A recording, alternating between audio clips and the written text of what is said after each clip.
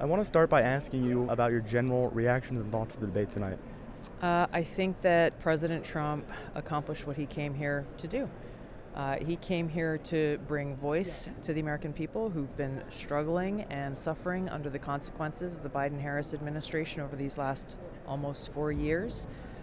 He stayed very focused on the issues and on Kamala Harris's record as essentially the incumbent candidate in this race. She's been the vice president over these last 4 years. He talked about people who are struggling because of the tens of millions of people illegally crossing our borders and how that's directly impacting communities across the country, making people feel less safe in some cases. He talked about Aurora, Colorado. He talked about Springfield, Ohio. He talked about increasing crime in our communities. He talked about the economic struggles and hardships that families and people across the country are facing. They can't afford as much as they used to be able to and have to make hard decisions about what they're going to purchase. So these are the issues that President Trump very accurately assigned blame to Kamala Harris for and talked about how he's going to fix these problems should he be elected. Now, you've gone viral for recent debate moments with Kamala Harris back in 2020, and you've recently been in the news cycle for your support of Donald Trump, that full endorsement, getting involved there. Could you talk a little bit about, if you have any relationship with Kamala Harris, what that's like, and what your relationship with Donald Trump is like? I don't think Kamala Harris and I have spoken since that presidential run in 2020. Our paths haven't crossed. Look, this election to me, and one of the main reasons why I endorsed Donald Trump in this election is because it's not about Democrats versus Republicans. It's not about the party politics and the games that too often I found my former Democratic Party leadership playing. It's about the people of our country, and this is a choice that we have between freedom versus tyranny, peace versus war, economic prosperity versus economic hardship.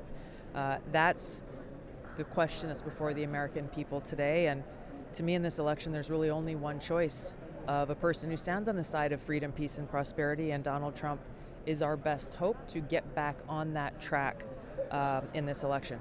And what's that relationship been like? Great. It's been great working with him. It's been great talking with him, getting to know him better just as a person.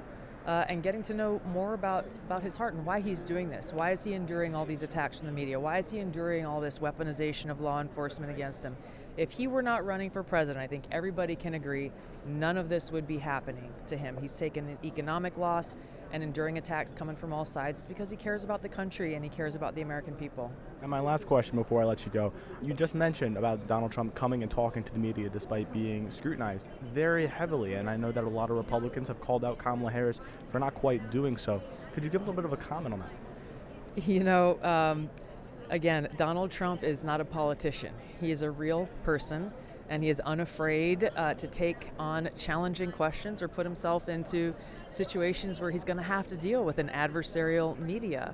The fact that he came from an hour-and-a-half long debate and came straight here to talk to hundreds of reporters from all across the country says everything about the kind of strong leader that he is and how unafraid he is to answer any question that he's asked. You contrast that with Kamala Harris, who has not had a single solo interview with any reporter since she became the Democratic nominee for president. Not a single one.